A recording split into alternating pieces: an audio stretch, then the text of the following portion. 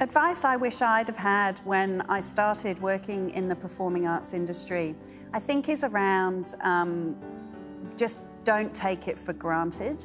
Think about your personal well-being, recognise that this industry can be really challenging to work in. It's, you know, the hours are irregular, you're away from your family, you're away from your friends. It can actually be really lonely, and that you need to really think about that and compensate for that in other ways. I think that there has been some sort of almost like a folklore around mental illness and active mental illness and people in the arts, and the notion that maybe there's some value in cultivating that way of being, but I don't think that means that they have to be active issues in order to be embodied as artists.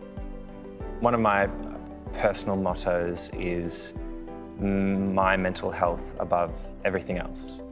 So as soon as I feel like something that I'm doing or something that I'm experiencing is affecting my mental health in a negative way, I will try and combat that before putting myself into more stress or anxiety. As I've got older and more experienced, I've learnt not to compare myself. I've learnt not to be so self-critical that I sabotage myself. One thing I live by now is that comparison is the thief of joy, and I wish that I had been told more about the fact that my talent is completely unique. You know, I've always said I've probably might have done 100 jobs, but I've definitely been for 1,000 auditions, and I think if you can see that and help it make you stronger, then it's a really, really positive thing. And to be able to leave the job behind, and when you leave the building is you know, probably the most important thing. With so little work,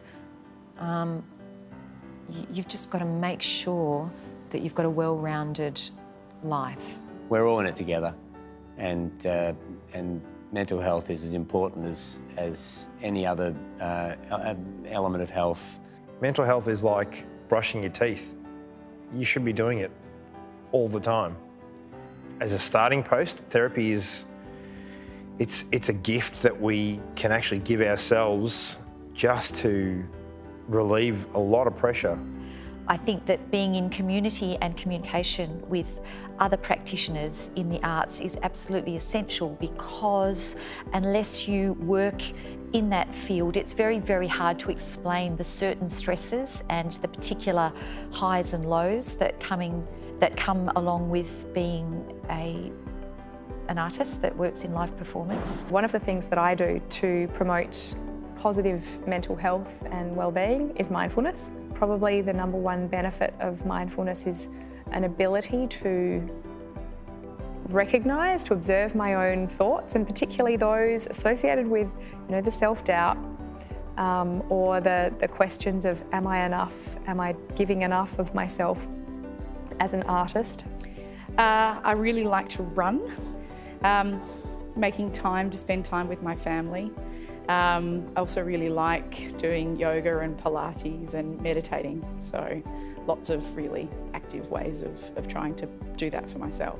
Yeah. I like to meditate as often as I can. I'd love to say that I do it daily, but I don't, but it's definitely a tool that I use.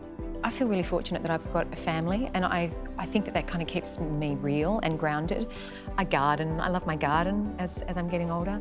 I think laughter's great too. You know, if anyone can ever say when you're having a really bad time and you don't get 3 roles in 1 month that you kind of really thought you'd get, yeah, you've got to find a way to have a laugh.